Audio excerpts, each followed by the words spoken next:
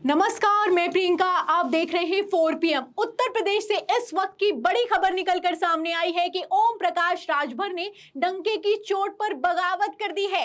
खबर आप देख सकते हैं, इसमें लिखा हुआ है साफ साफ, ओम प्रकाश राजभर ने कह दिया है कि मोदी योगी को उत्तर प्रदेश की जनता ने नकार दिया है। आप देख सकते हैं कि हार के बाद ओम प्रकाश राजभर का पहला बयान निकलकर सामने आया है और बड़ा बयान निकलकर सामने आया है। इसमें उनका कहना है कि हमने ईमानदारी से गठबंधन धर्म निभाया है, दूसरे दलों ने गठबंधन धर्म नहीं निभाया है। और इसके बाद हम जब चुनाव हार गए हैं तो यहां पर साफ दिखाई देता है कि किस तरीके से उत्तर प्रदेश की जनता ने मोदी योगी को नकार दिया है। तो क्या कुछ चल रहा है उत्तर प्रदेश पर, इस पर चर्चा करने के लिए हमारे साथ मौजूद हैं अब्दुल करीम। उत्तर प्रदेश 4 PM पर आप इनको लगातार सुनते हैं और उत्तर प्रदेश की कोई खबर हो तो इनसे बेहतर कोई जानकारी दे नहीं सकता।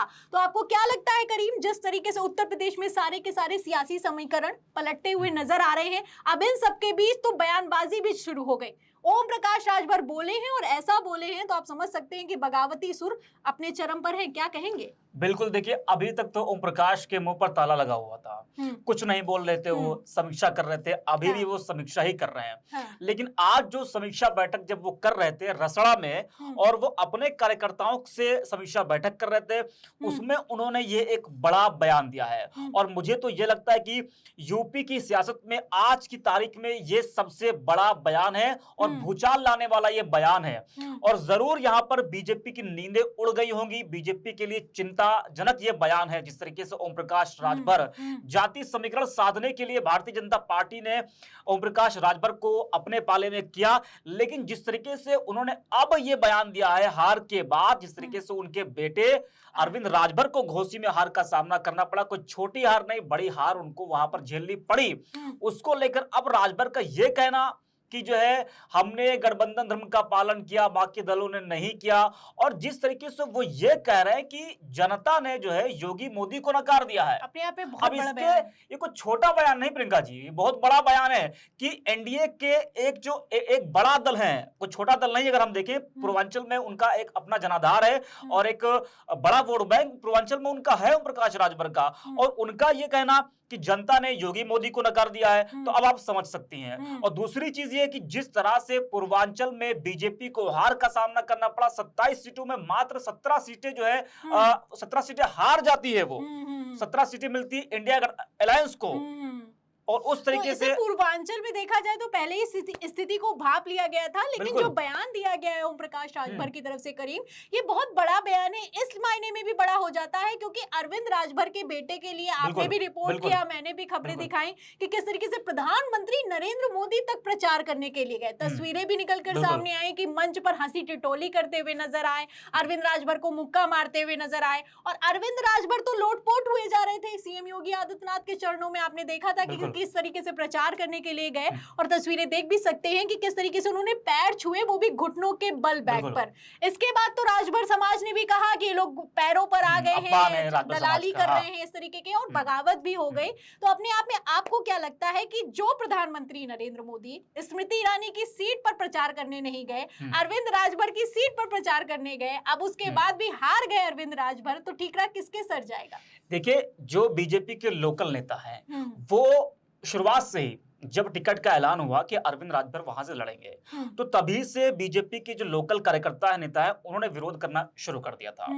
आपने एक तस्वीर देखी होगी कि वहां के जो बीजेपी के लोकल नेता थे वो ये नारा लगा रहे थे कि योगी मोदी से बैर नहीं, राजभर तेरी खैर नहीं। इस तरह के वहां पर नारे लग रहे थे। आपने जैसा कि जिक्र किया कि योगी मोदी जो है स्मृति ईरानी के लिए प्रचार करने नहीं जाते हैं, वो जाते हैं घोसी में। उसके पीछे की वजह यह है कि मात्र एक सीट आपने उनको दी। अब भाई जब एक सीट दी है तो वो सीट भी तो आपको जीतनी है ना। बिल्कुल। तो इस वजह से जो है बीजेपी और एनडीए ने पूरा जोर लगा दिया कि हमको घोसी सीट निकालनी है तो निकाल ली, क्योंकि घोसी से अगर हमने जीता तो उसके बाद हम आगे बढ़ेंगे। और लेकिन ऐसा नहीं हुआ, तो नाराजगी पहले से थी, और ये बात शायद राजभर को पता भी था कि जिस तरीके से उनका विरोध हो रहा है। और राजभर देखिए कोई खेला ऐसा नहीं कि अगर वो खेला कर देंगे, वैसे तो मुझे तो लगता है कि इस बयान के बाद खेला करना बिल्कुल तय है, वरना तो देते ही नहीं। और वो पहले से खेला करते आए हैं। आप पहले भी बीजेपी के साथ रहे, उसके बाद भी आप सपा के साथ आए, आप वहां भी रहे, उसके बाद आप एनडीए के साथ आए, फिर बीजेपी के साथ आए, और फिर आप जब चुनाव हार जाते हैं तो आप इस तरीके का बयान देते हैं कि जो है हमने अपना पालन निभाया, गठबंधन का पालन निभाया, और जो है बाकी लोगों ने हमारा साथ नहीं दिया। तो इस तरीके का आरोप बता रहे कि हो सकता है राजभर जल्द ऐलान कर दे और वो कल्टी मार ले। कल्टी मार भी लें तो फिर भी देखा जाए तो राजभर की राजनीति जो है वो यहाँ पर खत्म होती हुई दिखाई दे रही है, क्योंकि पब्लिक ने भी नकार दिया है, राजभर समाज ने भी नकार दिया है। हालत इतनी खराब हो गई है और डूबती हुई नाव का सफर करना हर किसी के बस की बात नहीं होती है। अभी 80 दावा किया जा रहा था 80 में से 80 सीटें आएंगी। अगर मान लीजिए, वैसे तो बीजेपी की इतनी हालत खराब थी, हमें पता था नहीं आएंगे, अगर मान लीजिए इतनी सीटें आ गई होती तब तो राजभर को लोग गले लगा लेते। लेकिन बीजेपी किस तरीके से मतलब की राजनीति करती है ये किसी से छुपा हुआ नहीं है। फिर चाहे वो महाराष्ट्र में देखा जाए, फिर चाहे वो बिहार में देखा जाए, अब वही कुछ उत्तर प्रदेश में होता हुआ दिखाई दे रहा है। योगी आदित्यनाथ भी बगावती सुर अपना रहे हैं। आपको क्या लगता है क्या उत्तर प्रदेश का पूरा काया पलट ही होने वाला है? क्योंकि खबरें हैं कि उत्तर प्रदेश में बड़ी बगावत की तैयारी है। क्या शुरुआत राजभर ने कर दी है? आप देखिए, शुरुआत राजभर ने नहीं की है, शुरुआत यहाँ पर हुई है प्रियंका जी माफ कीजिएगा, पश्चिम उत्तर प्रदेश से। जी। पश्चिम उत्तर प्रदेश का मुद्दा आपने देखा कि इस वक्त कितना जोरों से चल रहा है, खासकर मुजफ्फरनगर सीट से ये पूरा मामला उठता है रिजल्ट के बाद। वहां पर बीजेपी के दो बड़े नेता, संजीव बालियान जो कि मुजफ्फरनगर से प्रत्याशी थे, और संगीत सोम जो कि बीजेपी के पूर्व विधायक, उन दोनों में किस तरीके से मारकाट चल रही है। संजीव बालियान संगीत सोम पर आरोप लगाते हैं कि जो है संगीत सोम ने मुजफ्फरनगर में सपा प्रत्याशी को चुनाव लड़वाया। अब आप सोचिए कि एक बीजेपी का प्रत्याशी अपने ही बीजेपी के पूर्व विधायक, बीजेपी के पूर्व बड़े नेता के ऊपर आरोप लगा रहा है कि उसने जो है सपा के प्रत्याशी को वहां पर लड़वाया। और उसके बाद फिर संगीत सोम जब पलटवार करते हैं तो वो ये कहते हैं कि भ्रष्टाचार का बड़ा आरोप लगाते हैं संजीव बालियान के ऊपर। तो ये बगावत देखिए आपस में किस तरीके से मारकाट चल रही है, वहां से शुरू होती है। उसके बाद कल की घटना आपको हम बताएं, कल भूपेंद्र चौधरी अवध क्षेत्र के तमाम जो हारे हुए प्रत्याशी थे उनको बुलाते हैं और उनके साथ एक बैठक करते हैं, समीक्षा करते हैं कि आखिरकार वजह क्या थी। तो उसमें यह खबर आती है कि जो हारे हुए प्रत्याशी हैं वो आरोप ये लगाते हैं कि उनकी हार के पीछे की वजह कोई और नहीं बल्कि बीजेपी के ही विधायक और अपने ही कार्यकर्ता है जो उनकी हार की वजह का कारण बने। अब आप सोचिए, पश्चिम उत्तर प्रदेश, उसके बाद फिर अवध, अब कहां? पूर्वांचल।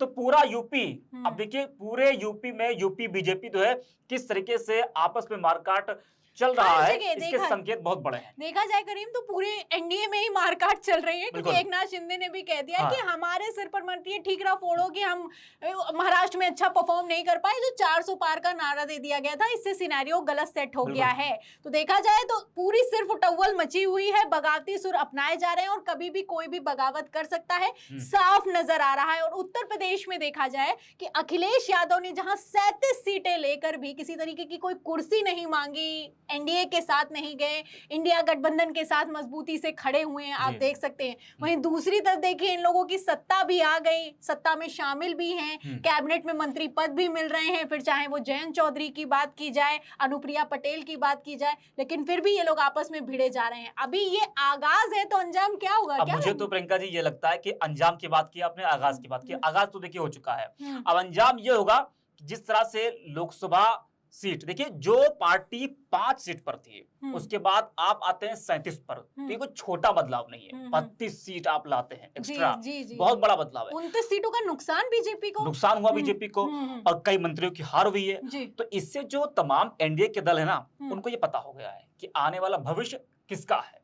27 का इलेक्शन है 2 साल बाद, तो हो सकता है, मुझे तो ये लगता है कि कई एनडीए के ऐसे नेता हैं, ऐसे दल हैं जो कि विपक्ष के साथ में आना चाहते हैं, क्योंकि यूपी बीजेपी तो हार ही चुकी है, बुरा हाल यहाँ पर है। तो लोकसभा का चुनाव हारना इसका मतलब यह कि आने वाले जो विधानसभा चुनाव होगा उसमें भी कुछ हालात ऐसे ही देखने को मिल सकते हैं। तो मुझे तो लगता है कि ओम प्रकाश राजभर और तमाम नेता जो शायद चाहते हो अंदर से कि अब भैया बहुत हो गया है, हमें यहाँ कुछ नहीं मिला है, भले ही मंत्री पद मिल गया है लेकिन वो क्या ही करेंगे, वो भी जाने वाला जब अपने बच्चे अपना हाँ वो भी जाने वाला है। दिल्ली में मीटिंग हुई, आपने देखा ना ही निषाद वहां पर थे, ना ही वहां पर राजभर थे। तो मुझे तो लगता है संकेत फिर यही है कि हो सकता है राजभर जी एनडीए से अलग होकर विपक्षी गठबंधन से चले जाए। बहुत बहुत शुक्रिया करीम। तो आपने सुना कि किस तरीके से उत्तर प्रदेश का पूरा समीकरण बदलता हुआ नजर आ रहा है। अगर बात की जाए ओम प्रकाश राजभर की, तो एक सीट मिली थी, वो भी जीत नहीं पाए, वो भी मोदी योगी के प्रचार करने के बावजूद। जो ओम प्रकाश राजभर दिन रात मीटिंग कर रहे थे गृह मंत्री अमित शाह से, अब हालत क्या हो चुकी है आप देख सकते हैं। तो उत्तर प्रदेश में क्या होगा कि नहीं होगा ये तो आने वाला वक्त बताएगा, लेकिन हाँ, बगावत शुरू हो चुकी है। तो फिलहाल ओम प्रकाश राजभर के इस बयान पर, इस पूरी चर्चा पर आपकी क्या राय है? उत्तर प्रदेश का भविष्य क्या कहता है? जो भी आप सोचते हैं हमें कमेंट बॉक्स में जरूर लिखें। वीडियो को ज्यादा से ज्यादा शेयर करें, हमारे चैनल को सब्सक्राइब करें, ज्वाइन करें, लाइक करें। फिर मिलती है अगली खबर के साथ, तब तक के लिए धन्यवाद।